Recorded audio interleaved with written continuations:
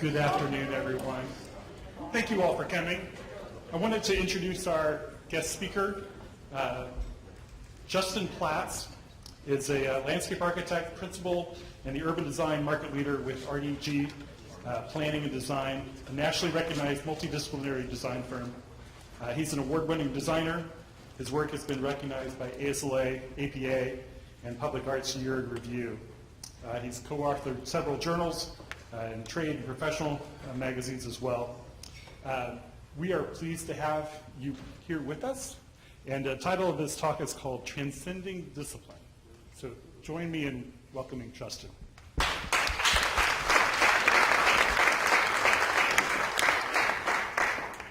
you, Joel. Y'all hear me okay? Yeah? All right, good. Well, thank you for having me. It is an honor to be here. I usually have to either pay or submit to be a part of something like this. So the fact that I get asked to be here is fantastic. So long as you all keep your expectations low, we'll be fine. So the premise of what I want to talk to you about today is about design and good design as we see it. We being RDG, the group that I am a part of and have been a part of for the last 15, 16 years. You're going to hear a bit about our journey, how we started out in 1965 as an architecture-centric discipline, and how we changed, why we changed, and spend a bit of time on that. And then I want to talk to you about how we work, both from a collaborative standpoint, why we collaborate, how we collaborate, as well as some of the technological aspects of our collaboration, and give you an idea of really what we believe and why we believe it, and then talk to you a bit about and show you some of our current work, some of the things we've done recently, as well as I'll give you one that's even currently under fabrication. Travis Rice and I have worked together for quite a bit, and one of the things he wants me to continue to hit on is that we make things. And that I take it for granted that we make things, and that not everybody does in our professions, in the design professions. And I will try to hit on that as much as possible, but if I skip out, just clear your throat loudly, and I'll try to get back to it. So the premise today, and I'll go through a quick learning objective. We want to make sure we get our CEUs, and for those of you who don't need them yet, congratulations. Once you do need them, you will get to continue to attend these types of things and hopefully continue to learn. And they are largely valuable. Things that we believe from a collaboration standpoint.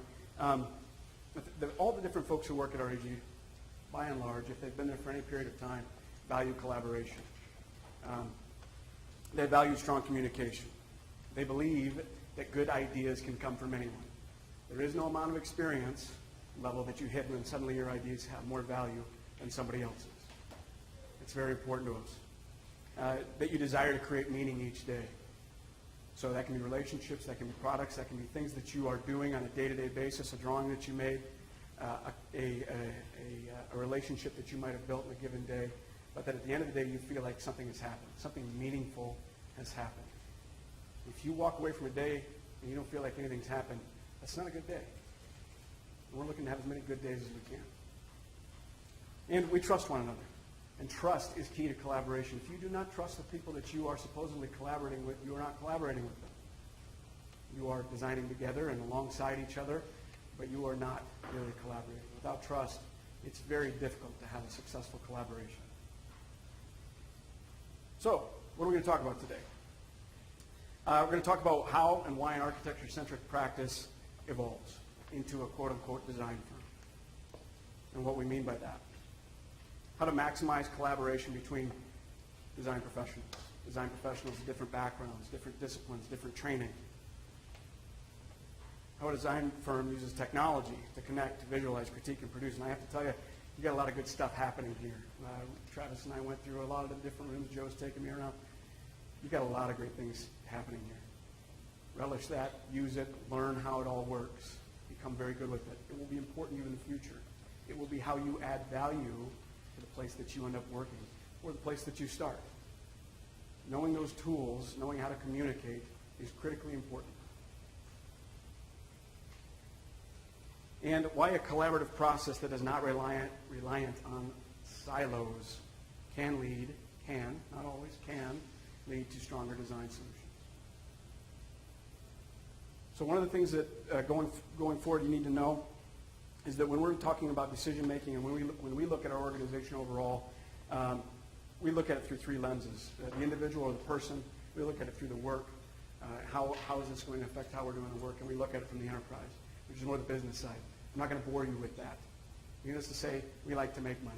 We are a for-profit business.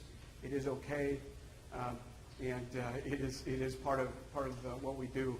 But it is not as important as the meaning side of it. So today, the things that I'll be talking to you about will really be looking at from the people side and from the work side. Every firm has pros and cons. Okay, so not everything we do is right. I want you to know that. And this is not an infomercial. I'll get away from talking about the office so much as more about how we work. But what I do want to talk about is advocacy for a few key ideas. And that is that multidisciplinary does not equal collaboration. They're not the same thing. Just because you have a bunch of disciplines together does not mean that you are collaborating. The trust thing is an important piece of that. If you don't have the trust along with those, if you don't have the background, if you don't have the confidence that your ideas will be heard and will be listened to, it's going to be very difficult to collaborate. And so we are a multidisciplinary firm, and I cringe a bit as we talk about it anymore because it is something that we say and it is something that people understand. When we say we have multiple disciplines, ooh, that's nice. But it does not mean that we are necessarily good at collaboration. I think we are, but they do not mean the same thing. Don't conflate the two. We believe that no one of us is better than two of us. Any two people in this room are going to have better ideas, more perspective, more background, more experience than any one person. I believe that to be true. Great ideas can come from anywhere and anyone. Anybody seen Ratatouille? Anyone can cook. Anyone can design. If you understand what it means in Ratatouille. I have 4 kids. I watch a lot of Pixar. A lot of good life lessons there. Together, we can see what others can't, don't, or won't. Limited perspective is limiting. You're not going to see everything that's out there. The more people that you can apply to it, the better. That doesn't mean that we want to design by committee. That is not what that means at all. But we're going to work together to come up with the best possible solution. I like to think of it as musical chairs. We start the project with everybody that could possibly be involved that's going to be looking at these things. And as the music stops for some folks, their chair goes away. But we at least know, because they were there at the beginning, that we're not precluding anything, that we're not going to get halfway through the project and realize that there's a fatal flaw in our idea. We apply this to a lot of different things. We've worked in 48 of the 50 states. I don't know why Vermont and Idaho aren't working out for us. I'm not sure. It might be a cultural fit. But we do work in a lot of places. We work on a lot of different things. And we have, over this experience, nearly 16,000 projects over 52, 53 years, we have learned a lot. We've learned a lot about how we should work, not only as a design team, but working with the client group, with the user group, understanding what it is, what that right combination of interaction is to get to a successful solution. I want to tell you a little bit about us, and the best way I can do it is through a video. We have videography, multimedia. You're going to see a video that was made by a lot of different people in our office. It wasn't made by one person. They came together, they figured out the script, they wanted to figure out what the best way to talk about us was and how we work, and that's what this is here. We are RDG, Planning and Design, with offices in Omaha, in St. Louis, in Dubuque, in Kansas City, and in Des Moines, and with people working independently around the country. This is our Des Moines office, in our building on 301 Grand Avenue. Built in 1907, renovated in 2001. The main entrance, Judy, sometimes Ginger, mostly Judy. Downstairs, landscape architects, lighting architects. Upstairs, architects, engineers, the cafe and kitchen. On Fridays in the summer, we take turns cooking out for each other, where we gather to celebrate baby showers and anniversaries and sometimes the end of a long, meaningful career. Official meetings are held in 4 different locations: the Skybox, the showroom, the backstage, the gallery. But most meetings are held here, or here, or here. The Encore building, a different building, but attached by a fun little bridge looking out on a courtyard. Interior design, more architects. Andy, have I forgotten anyone? Oh, a few blocks out, the art studio. Artist, more artists. David, what we do, create meaning together.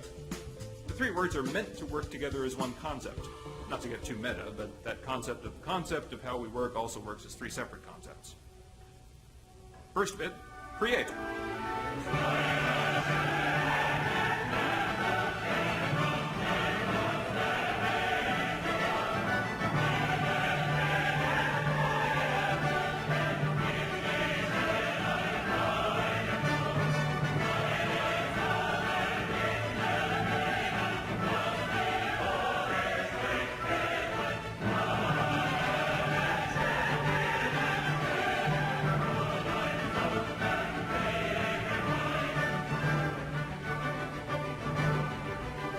Meaning, what we mean by that.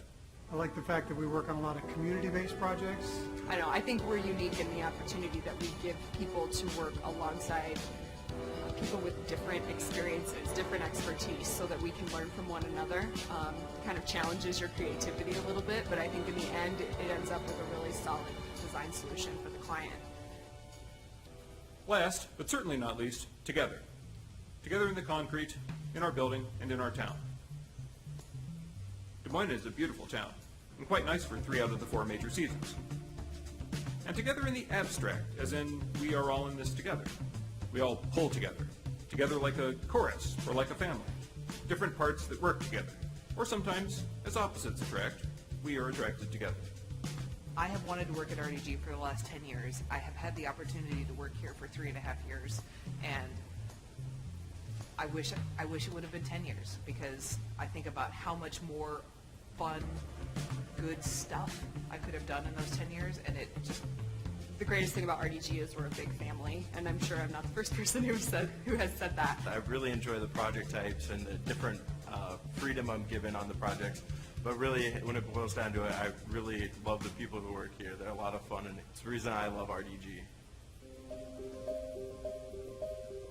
So, that's clearly a recruiting video. We're trying to give people an understanding of what it's like and the way that we work. And you saw probably a number of different technologies that are in there that we'll talk a bit about. But the idea is we are a large group of people from a lot of different places with a lot of different backgrounds coming together. We weren't always that way. In 1965, we started out as just a few folks. Architecture was what we did. We were good at it. A lot of K-12 education. One of the key things from the beginning was that, and this quote embodies it by Teddy Roosevelt, there's no greater gift that life has to offer than the opportunity to work hard at work worth doing. Anybody else think that's kind of in line with what they're hoping to do with their lives? Do good things? So why change? Well, the environment was changing. Teams were coming together. Things were, you weren't able to market your services in the same way. A lot of things changed with the AIA from that standpoint. There was frustration. But there were these other design teams that were popping up. One of them in our community was a landscape architecture firm, Gross Gardner, were being seen as really good, but they were working with everybody. And it's really tough when you've got a group that you like to work with and they're outside of your organization to be able to get them all the time. And so you're not always going to have the best product or the best project. And that's frustrating. We wanted to make things. We got sick of picking things out of catalogs or doing things simply because people said, well, that's the best we can do. And we decided that we could do better than that. We thought there was too much waste. A lot of time spent not doing things. There was a lot of time spent getting contracts together, trying to set meetings, trying to find the right people. And a lot of times it ended up, we'll just do it ourselves. And that's not as good. If you're not an expert, if you don't have that expertise, if it's not something you do every day, can you really expect that your first effort or even your 10th efforts is going to be as good as someone else's 1,000th? Probably not. And you don't get that perspective. You don't get that from the different disciplines, the different folks. If you're always just saying, well, you know what, we'll just do it ourselves. It'll be easier. So, Frank Zappa, I don't know if any of you enjoy his music. Without deviations from the norm, progress is not possible. We absolutely believe that. There's not a lot of normal in our office. Pretended to be somebody I wanted to be until finally I became that person, or he became me. So that's what we did. We figured out what it is that we wanted to be, how we wanted to work. what it is that we needed to do the things that we wanted to do, and we started to work on it. We started to build it. So what could be better? It'd be nice to be able to just walk over and talk to people. We do that a lot now. Instead of having to call for a meeting, instead of having to see if someone's calendar was going to be available a week from now to be able to have a conversation that really only took 15 minutes, and if we had it right now, I could continue on in my process. Relationships, this comes back to collaboration. Knowing each other well is important. If you think about those folks who you work best with, those people who you freely share your ideas with, they are people you have worked with before. They are people you've spent real time with, probably had some adversity. They are people that you know what's going on in their lives. One of my favorite quotes, you can't hate someone whose story you know. It's absolutely true. So, when you get the right talent together and you get the people together who have the same values that you do, you end up getting the best people in one place, and that's what we're trying to do. People are more important than a lot of things. They're pretty much more important than everything as it relates to doing good work. You have to have the right people. You have to have the right people from the office side, from the design team side. You have to have the right people from the client side. You have to have the right people from the user side. People are actually going to be able to understand what's going on, be able to tell you what you need to know. They're going to become champions for the effort. They are people who are going to be able to take action. They are people who actually can influence the future. And so once you get all these good people together and get an understanding of who you want and why you like working with them, you start to think, why do we keep dating? I really just want to marry you. Anybody here getting married anytime soon or thinking about it? A few hands, good for you. It's not an easy decision to make, but you know when it's right. You know when you work with someone enough that, gosh, we really should get married, and I don't like seeing you with those other folks. I don't like it when I can't get you to work with me on these efforts. And it means something more when there's commitment there. You have shared values, goals, vision, ethics, and you share a space, and that makes a big difference, in my opinion. And so we got married over and over. Not in a weird way. But I've been married 3 times to the same woman over 14 years. Never divorced. I'll tell you about it later. It's a long story. But I'd do it again. So we started as architecture, and then we thought, gosh, it'd be good to have interior design. If we have an interior designer, we can do that better. It's not about control, but it is about meaning and being able to create something that's more significant, that's more valuable to us, that's more valuable to the client, to the users. And then landscape architecture, and planning, and engineering, and art. Art was a big one. Because it's not just art with a big A, it's art with a small a, it's fabrication, it's hands-on, it's being able to create something that we want to make, something that should be in this world that isn't already, and that we can't get done through a typical design bid build process, or a design build process, or any methodology for delivery for that matter. Graphic design was very important. Graphic design, signage, wayfinding, user experience, that's all something that's in your world. If you're not noticing it, look around. Multimedia, the video. Video's everywhere now. When we're going after work, when we're trying to give a deliverable at the end of a project, we're trying to show people what really happened, or trying to make a process more valuable, video is a huge piece of that. And it's going to continue on. We'll talk a bit more about that. So in 2018 now, instead of a group of a few, we're a group of about 170 folks working in a number of different places around the nation, not necessarily offices, not necessarily in offices. All these different things, and then a number of other types of disciplines are disciplines that we think we need to make it better. Health and wellness is a big one right now. I'm talking to people who masters in public health and what can they bring to it. Economics. Projects are being built in different ways. It's not just a public project or just a private project. There's lots of different ways to put together a funding cocktail to make something happen. So once you got all those people together, how do you maximize their collaboration? Well, you got to have a creative office space, I believe. Nobody likes working in a pure white box. If all of you were working in a building that wasn't nearly as interesting as this, that you couldn't pin things up, I've worked in a white box. It sucks. It's not any fun. It's terrible. So you want it to be egalitarian. You want folks, just like we talked about, good ideas can come from anywhere. People need to be able to have access to each other. Offices with doors don't work. You have to have a few doors. There are conversations that need to be had that you don't want to have in front of everybody. But for the most part, the idea that I can walk up to any one of you and talk to you about an idea, you'll give me 5 minutes to be able to bounce that off of, or so that we might be able to start a conversation that we'll finish later. It needs to be fun. It needs to be collegial. And it needs to be focused. We are here to work, and we do need to make hay while the sun shines. But we don't need to work long, long, long hours. We just need to be focused on the time that we have together. Communication. It's amazing what you can get done in less than 15 minutes. In our office, so many decisions, so many great ideas happen in less than 15 minutes. In the video, we talked about the idea that, well, meetings can happen in these main 4 areas, or they happen here, here, and here. Most everything's happening here, here, and here. People stopping by, a 5-minute conversation. When you trust somebody and you have a good understanding of who they are and what they know, you can go right to them and you can talk about whatever it is you need to talk about. We have conversations often that start with, we've got this great idea, we think it'll work, but there might be some hiccups. What do you mean? Well, we've never really done it before, they've never really done it before, and we're not sure that we can get over this regulatory hurdle, whatever it might be. And then somebody chimes in and says, yeah, we could probably deal with A and B, but we're not going to be able to do C. C is a real problem. And somebody else jumps in, we've done C 5 times. Really where? We did it here, here, and here, and here were the problems. Here's what we overcame to do that. Okay. So then the 3 of us decide, you're going to take on that, I'll take on these 2 things, and you're going to go find out if C can work. We'll come back together tomorrow. If those things are out of house, these things can happen if you trust folks out of house. If you've got good people, good working relationships, they absolutely can happen. But it's different. I can't walk over and I can't stand in front of you and we can't talk about it. We can't sketch it out right there.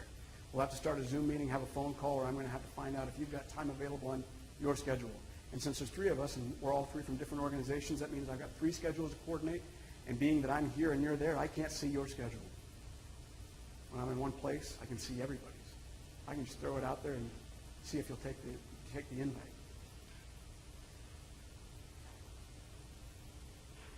Well, we have a design manifesto. It was really light on action and heavy on how we could be better, how we should be collaborating, whose ideas are good, everybody's. When people start out the first week, they come in, we sit down, we go over it. They have to read it. They don't have to read it. We ask them politely to read it. They have access to it. They read it. They ask questions. But it tells them what we believe. It tells them why we are what we are and where we are. And it tells them how we work.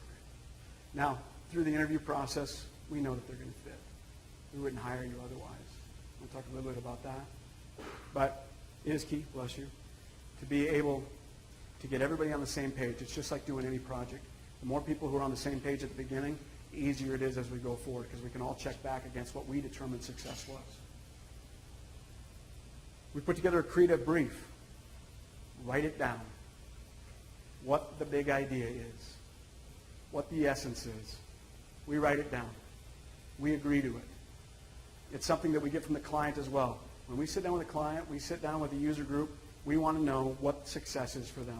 And they can describe it however they want to. We'll take that, we'll distill it down. We want to know what their goals are. We need to know all that information, what they value. All those different pieces come together. We distill that down into a document. We ask ourselves as well as the design team, what is it that we want out of this? What do we want to get out of this? Do we want to learn something new? Is this an opportunity for research or for study? Is this going to be an opportunity for recognition? Is this something that we can press, we can push on, we can show to our peers and to others? And what, if it is, what would we need to know at the end of it? We decide that at the beginning. And then we write it down, and because we are a large office, we put that all into a filing system in one place where everybody can find it. Oftentimes, people move in and out of projects. And just because you weren't there at the beginning doesn't mean you shouldn't understand how it all started and what the intent was. And so when you come in at design development, or you come in at the end of schematic design, you can pull that up, look at it, and get a real understanding of what the big idea behind this was. And you can understand that as you start working through developing that design, or the detailing of that design, or even construction period services when you're out there on site. What were we doing again? Why is this way? Oh, yeah. Critique. When I was in school, critique usually had someone crying. Because it's personal. I put all this time into this thing, and basically I think you're telling me you hate it. Critique in our office, and I think a lot of places now, is constructive. And it's very simple. You are going to have to stand in front of somebody who is representing a group that is paying millions of dollars, hundreds of thousands of dollars in fee. You're going to have to stand in front of them and tell them why this is a good idea, how it addresses their concerns, how this will function the way they want it to, feel the way they want it to, and will give them the experience they expect. That's not an easy argument to make. You need to practice, and a great way to do that is to stand in front of people like me and like a lot of the people here who might be more seasoned, who are going to ask harder questions. They will ask harder questions than most of your clients will. Most. Some clients, they really know their stuff. But most people that you work with will only ever build one or two things in their life. Maybe a house, and maybe the thing that you're working with them on. Some will do more than that. But the bottom line is, it's a group of people, hopefully a group of people who've never seen the project before, asking you real questions and helping you to understand why you made the decisions that you made, and how it's going to function, and also help to point out flaws. And they will find flaws, and that's okay, because you're not perfect. No one person is going to have better ideas than two. You're not going to see as much as everybody else. That's how it works. So communication, open and often. We rely on drive-bys, the quick little things, the check-ins, the standing meetings, the walking meetings, and the meeting meetings. If you're going to have a meeting, you better have an agenda. There's no reason for us all to show up if we don't know what we're there to talk about. Do everybody a favor and put that together. I'm getting the good stuff. Please stick with me. So, how do we use technology to connect, to visualize, to critique, and to produce? Well, the first thing we ask is it going to help us to do things that are more meaningful together? If that technology is not going to help us to do things together, we're less interested in it. Is it going to help the individual? Is it going to help us do the work? We're going to be better connected and better communicators. And again, looking at the two lenses of people and work. So we use a thing called StrengthsFinder. Anybody heard of StrengthsFinder before? A few? So I thought it was witchcraft. You probably will too. It's a personality test, essentially, is what it comes down to. If you've taken Briggs-Myers, those types of things, it tells you what you fall into of 34 categories, and you have a top 5. It's pretty real. It's kind of scary real sometimes. You get back to your 5 and you realize these things about yourself. But it also helps you understand those things that you are strong at and the things that you're not so strong at, and the ideas that you build on those strengths. We try to build teams based on what it is that you're best at. So if strategic thinking is something that you're good at, and we don't have enough of that on a team, you're on the team. It doesn't matter that, well, yeah, but I do a lot of production work. It's okay. You're going to help us from a strategic standpoint. Your ideas are important. If you're really good at executing, great, because we need people who are actually going to do things. If you've got a team that's heavy on the influencing side or the great ideas, but there's nobody executing, you will lose money. Because that is a team that will just spin and spin and spin until somebody says, we really should do something. And that somebody will probably be somebody that comes into it after having a look at the billings for the last few weeks. Great design, but come on, folks. We got to move forward. So we take that, we build on it, trying to create a good balance with the goal that we are putting people on teams so that they are doing things that they like and that they're good at. There's nothing worse than being put into a situation that, man, you're really good at this thing, but you're terrible at that. Good luck. Anybody here like doing things they hate? All right, no hands, good. So we created a tool to do this, to help us.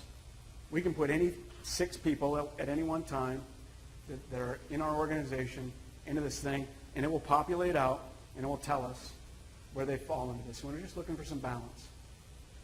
We need to have people who are going to be executing, influencing, who are going to have strategic thinking, who are going to be thinking about the future. And it works. We work from anywhere. There was a time where we were a bit more paternal, patriarchal. You didn't know where everybody was at all times. Had to be signed out, make sure we knew. We stopped worrying about that. We started realizing that if we got the right people, people we can trust them to work from where they need to work. That's not to say you can work at your house every darn day. You can't. Because the collaboration thing requires a lot of face-to-face, a lot of touch, a lot of being right there and understanding what's going on. It's amazing what happens after you hear someone groan loudly or sigh.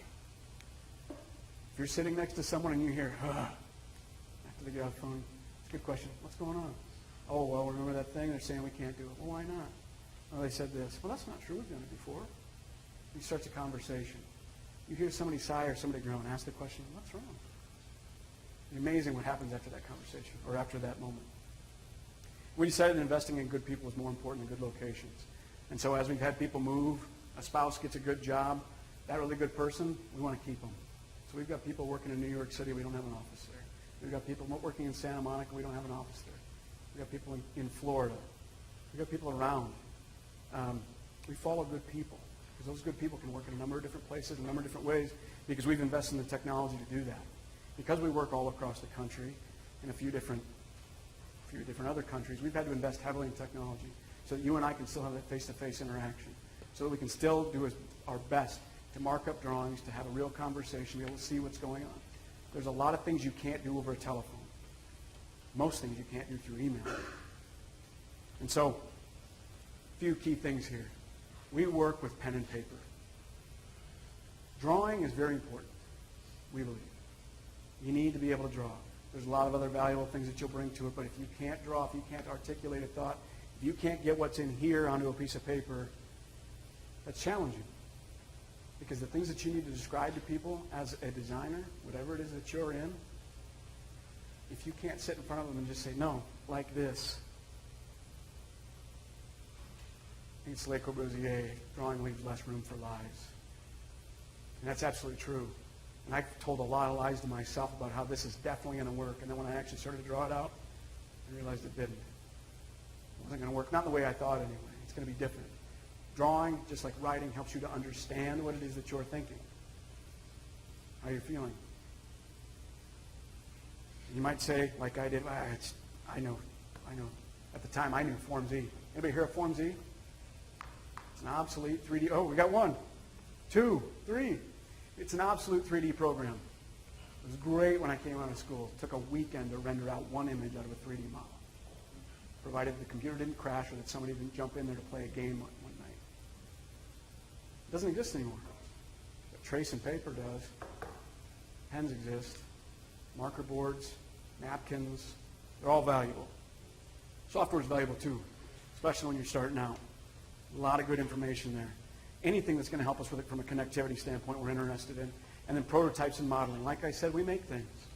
We prototype things. We use 3D printers like you've got. We've got a laser cutter. We have a massive CNC machine in our art studio. And anybody who needs to use it can use it.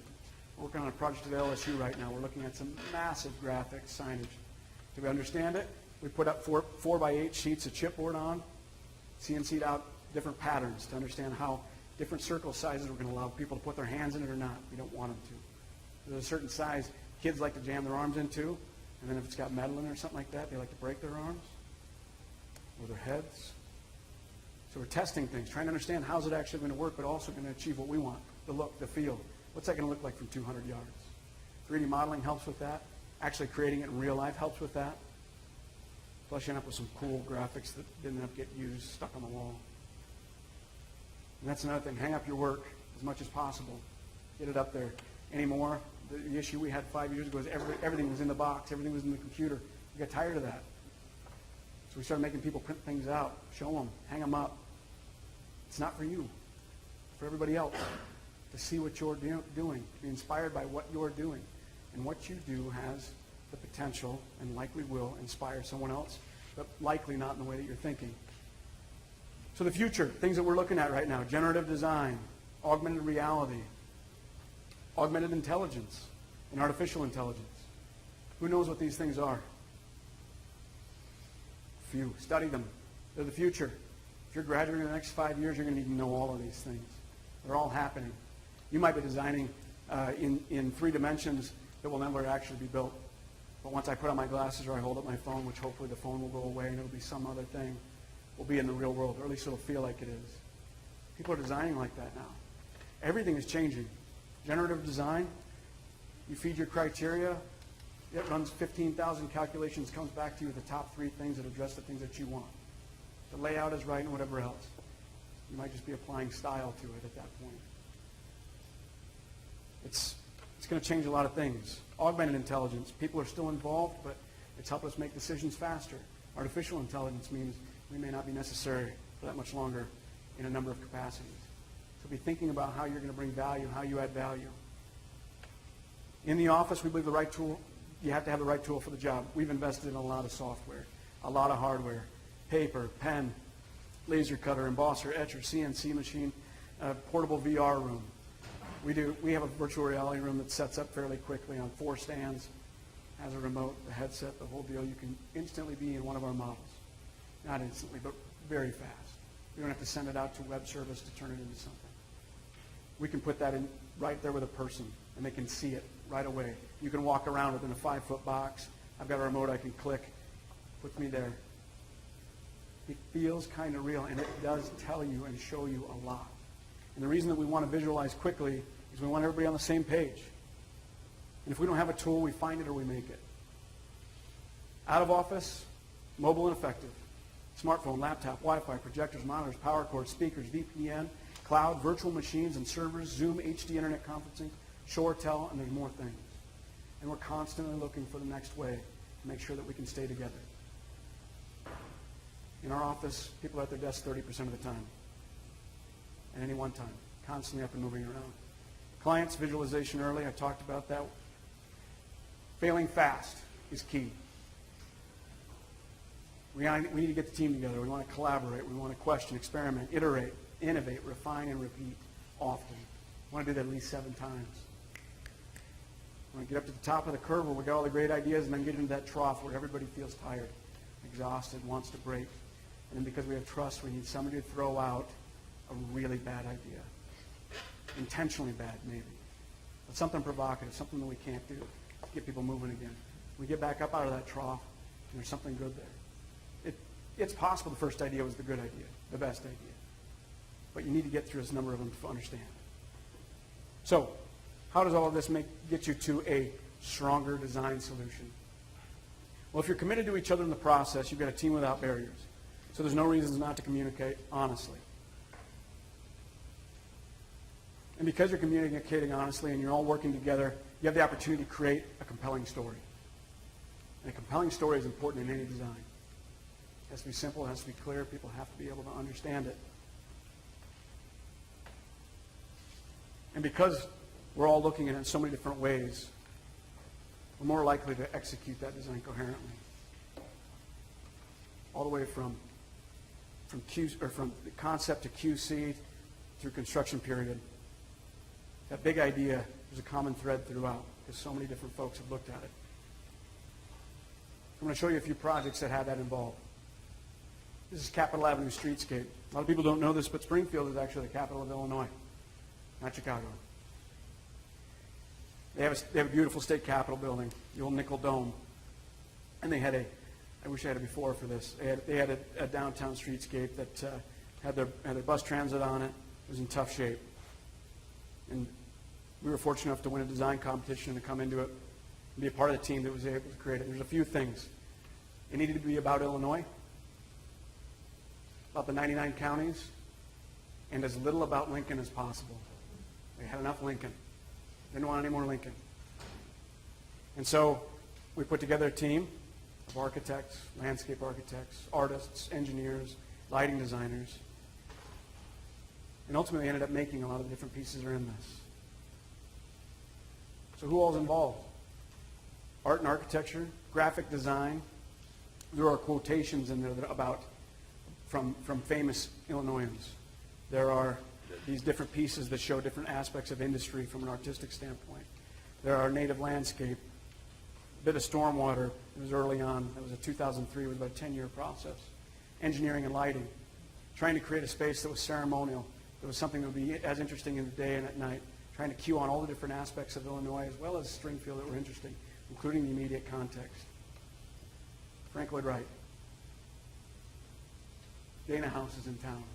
We created urns based on the Dana House, working with the Frank Lloyd Wright Foundation.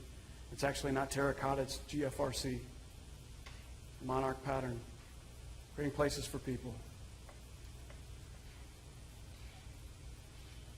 Flexible space, it can be used in a number of different ways. Testing numbers of different ways. When you have, I think there's 90-some counties in Illinois, you have to come up with a new thing for each of them. All the different things of Illinois. Quickly coming up with ideas. What are the different things that would translate well into an art piece? And you'll notice there's a bit of link in it because it's a really cool one.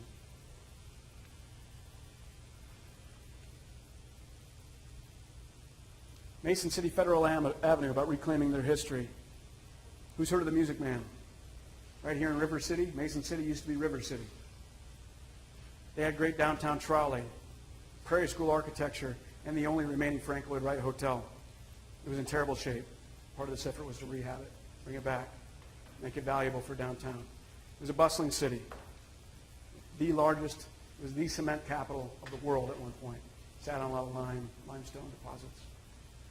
Had a fantastic downtown in the late 70s. They dropped a mall on it.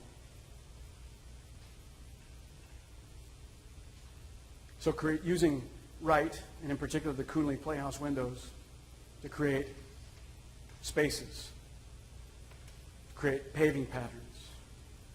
That's actually artificial turf for stormwater purposes as well as maintenance. There's a lot of storefront windows there, mowing that throws rocks. Looking at a number of different ways to satisfy a number of issues they had. Fabricating benches. They didn't have any we liked. And we, being the owner, the community, so we decided we'd make our own. Picking up on pattern. Using terracotta, using Prairie School masonry.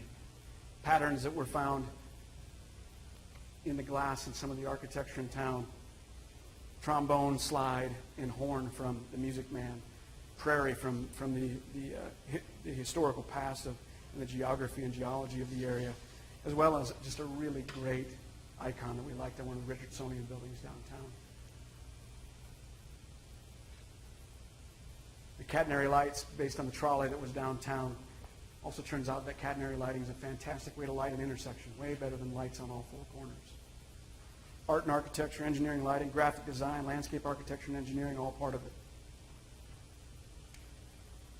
High Trestle Trail,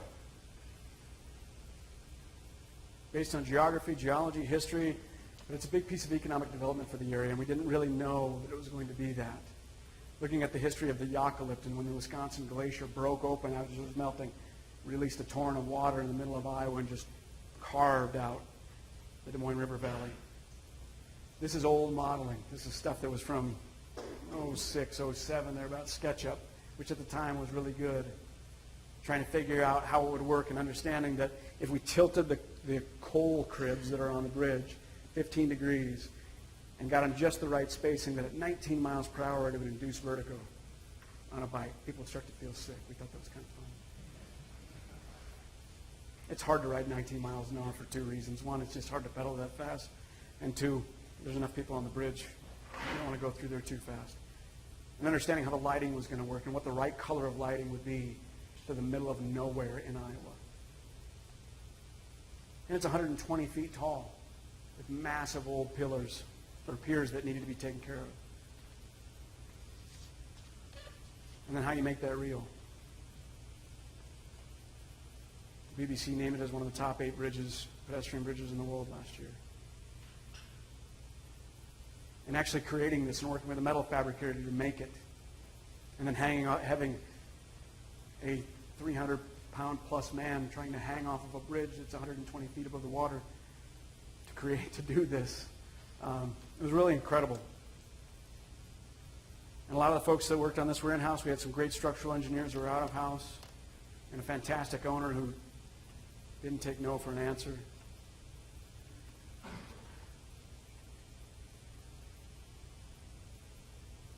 Really creating something fantastic.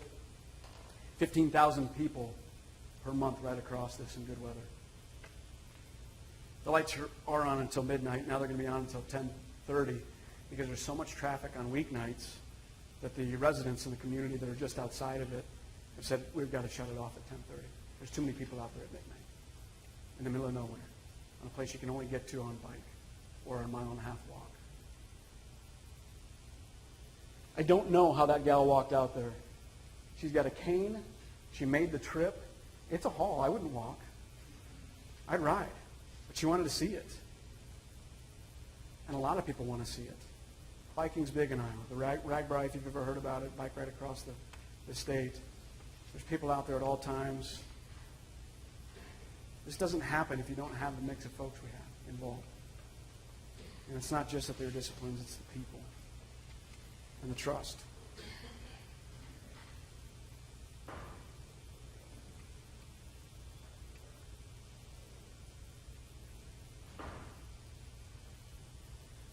The Voice had a stage set recently that looked a lot like this.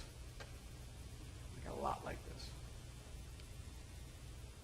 And we had the same gang involved. Why do you need a landscape architect on a bridge? It looks like it's steel and concrete. It's about the experience. You have the right people, they come up with the ideas. And it becomes something that has great value. And finally, something we're working on right now with Iowa State University. It's a lily pavilion. It's under fabrication right now. About a 25-foot diameter aluminum medallion. It's out right outside of Ryman Gardens. It's associated with the football stadium and the new entry experience for the university, and creating essentially a metal disc that has the venation of a Victoria lily, which are grown in Ryman Gardens, and creating this shadow pattern.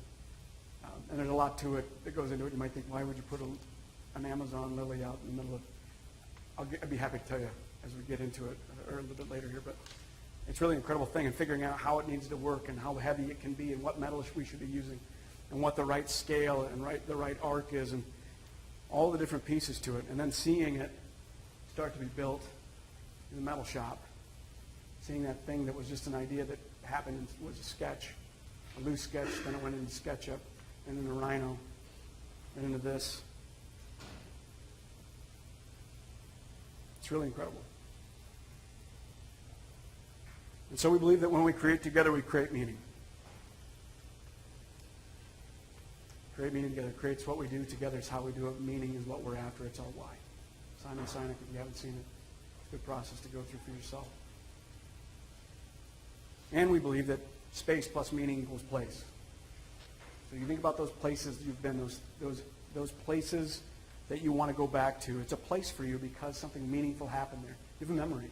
You had an experience, something that you want to replicate, something that you want to save. And there's no greater prize that life has to offer than the opportunity to work hard at work worth doing. So we work hard, and we work hard at work worth doing. And this is who we are in 2018. What questions do you have?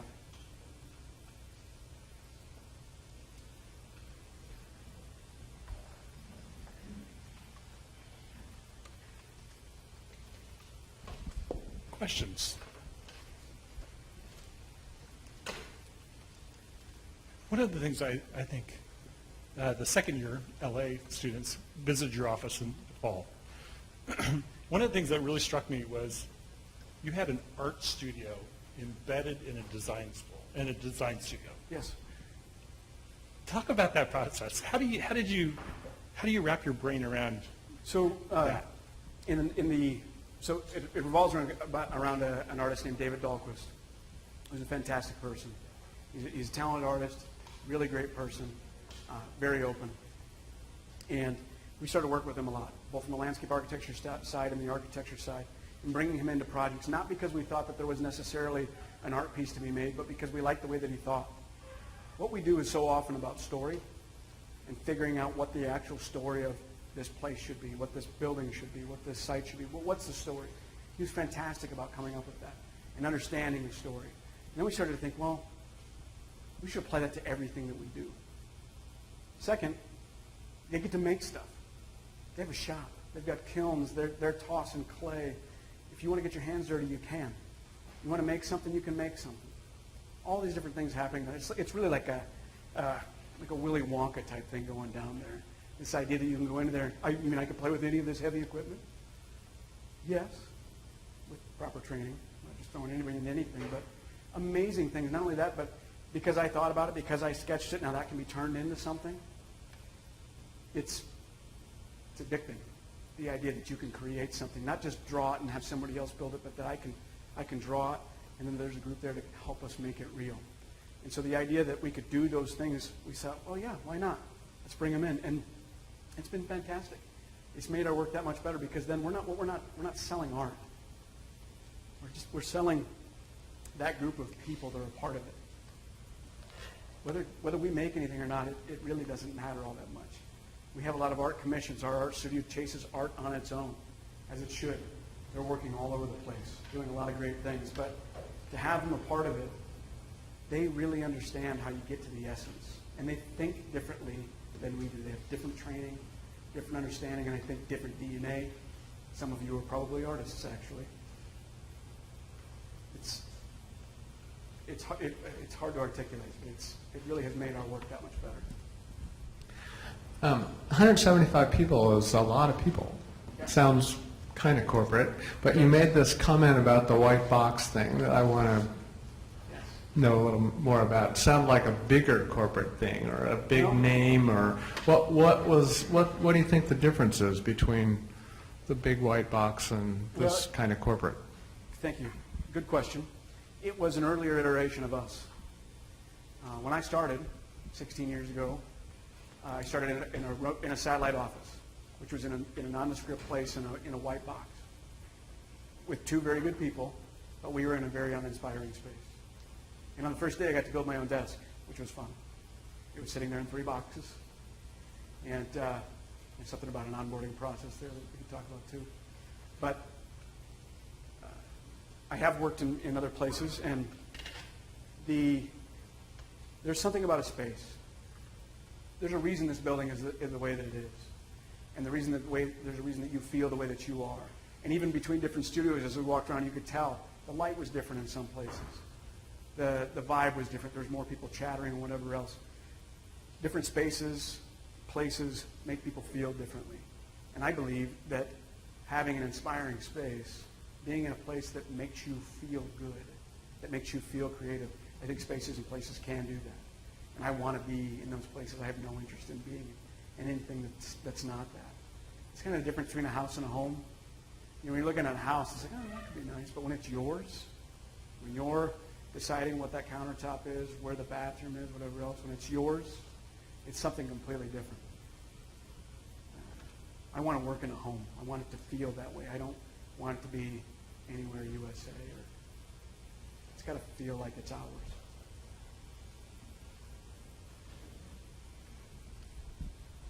How do you think Des Moines turned itself around from being essentially a capital city and a flyover state to one of the more livable cities in our country? Very good question. So Des Moines essentially had a group of folks who decided that it was time for a change. Public and private partnerships came together to make that change happen, created certain entities to be able to do that, to be able to get a hold of land that they needed to get a hold of, to be able to make the big moves that they wanted to make, to create the amenities that they thought people would need, particularly the white-collar jobs that they were trying to attract from an economic standpoint and a financial standpoint, and from an insurance standpoint, those downtown jobs that we were trying to build there. So they had a lot of forward-thinking people to put together a plan, figured out what they wanted to do, and how they were going to fund it. And then people put their money where their mouth was, and those partnerships started having things happen. One thing at a time, they started to happen. And over 20 years, downtown Des Moines has changed radically and has become a place that people actually want to be. I understand what you're thinking, and those of you who haven't been there. When I graduated from school in 2001, I didn't want to be in Des Moines. I went to San Diego. I took a job out there. I was like, yeah, this is going to be great. Then I realized I really couldn't afford it, and it wasn't a place I wanted to have a family, and that it wasn't going to be the type of place that I wanted to be long term. I wanted what Des Moines had or what Iowa had, and I imagine what Indiana has, and probably a lot of the places you come from. There's a certain feeling there. You can look people in the eye, and they don't think that you're going to accost them, or that you have some ulterior motive. People say hi, they say thank you. People hold doors. No ulterior motives. it's just being polite. That's what I wanted to have. And now that you've got Des Moines, that I like to think of it as we have everything that all the larger communities have. We just have less of it. You know, when Spamalot comes, it comes to our place. I'm going to Hamilton in July, in Des Moines. I didn't see it on Broadway, but it's still going to be great, I'm sure. We have so many great things that are happening there. And it's because people decided that it was time for a change, decided what success was for them, figured out the objectives to get there, and then took action. Back here, sorry.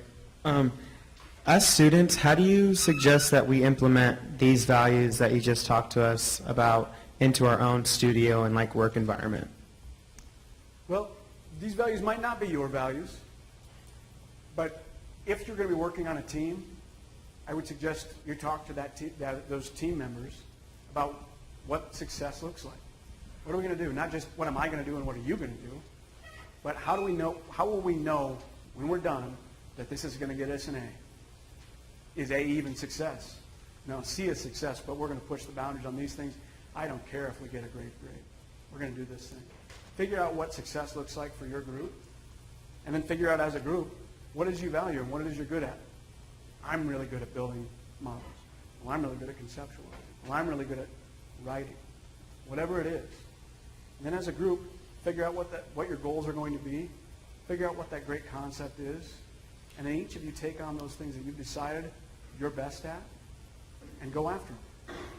And come back and talk to each other as often as possible, even when it's not about design. I worked with a gal recently on a project. She's not a part of us. She's a person in the community. It's actually a faith-based deal. And her thing is she wants you to tell her 7 things that she wouldn't know about you, and she's a hugger. If you tell her those 7 things, she's going to tell you 7 things about her that you don't know. Some of them might be personal, some of them may not be. You're going to do the same type of thing. Now we know a lot more about each other. And there's that physical contact. I'm not a hugger. Just not. If you can tell by looking at me, but I'm not. You know, I mean, I hug my kids. I hug my wife, immediate family, but otherwise I'm not. I mean, I'll hug you if that's what you want. But it's just not my thing. But I give her hugs. I mean, but that's because that's the way that she likes to work. And I'm fine with that. I'll make that compromise. And I know she's compromised on things with us. But figure out how everybody wants to work. Understand what's going to be best for everyone, not just for you, and then move forward. Hey, how do you guys go about selecting interns, and specifically, what are you looking for in the portfolio? Oh, boy. So a couple things. We want to know that you can communicate.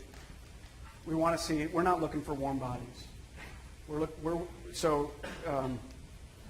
don't take the first things that come in. We're looking for people who can show that they can draw, who show a level of thought, who are clear about what it is that they've done in their portfolio. A lot of times anymore, because of the way that we work as groups, it's not, you see a great thing and say, okay, great, but what part of that did you do specifically?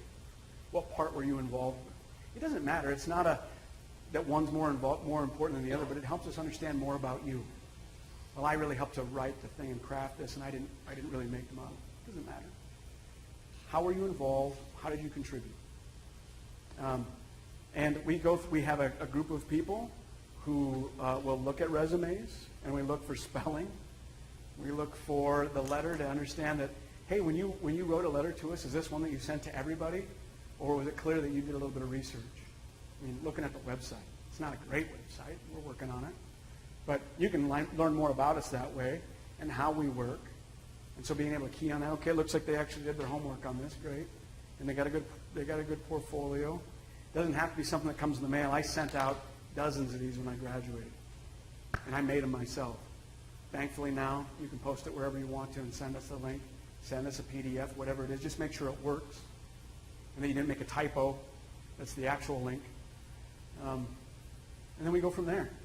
We talk to folks. We'll call you. We'll talk to you. We'll get an understanding from you how you interact. We want you to ask us questions. And if you're the type of person that's going to work with us, and you're somebody who's inquisitive, you want to ask questions. But you also listen. And maybe I didn't hit on that enough. Showing that you can listen, being a listener, will be as powerful as anything that you can do from a design standpoint. If you can actually listen, not just wait for your turn to talk, not hear the first thing I said and start formulating what you're going to say back because you want to be smart and show me what you know, but if you can really listen, wow, you can do a lot of things because people love to be listened to. One of our favorite things. You're interested in me? If you can express that interest and show that, you'll go a long way. So long as you follow through. Does that help? I'd be happy to. More like, if you had to say, you have to take your portfolio, what should be the majority of the portfolio? Should it be showing your design processes, or should it be showing your use of technology or hand rendering? What are you guys looking for that would set one intern apart from another? Very good. Things that you should have in there. You should be everything that's on your resume that you say you're good at. I should be able to see in that portfolio. If you said that you're a fantastic writer, I better see some text or a very good letter. If you say that you're a fantastic sketcher or that you're proficient or fluent or whatever word you want to use, I better see that you're proficient or fluent. Essentially, whatever you're laying out in that package, that resume, that's the first thing we look at. Are they good at these things? I want to see that. If you say that you've worked somewhere, I want to see a work product.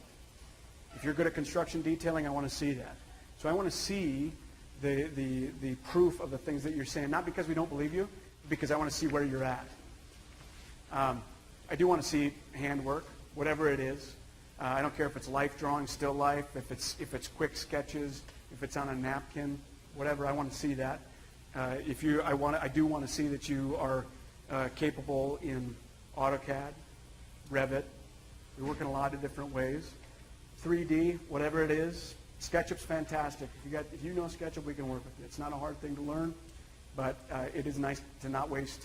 That sounds terrible. It's nice not to spend a couple months bringing people up to speed for anything. So if you know something, it's good to show that you know it. We have no problem investing in people to learn new stuff. So the word waste is definitely wrong. But the longer it takes to onboard, the longer it takes for you to be able to contribute.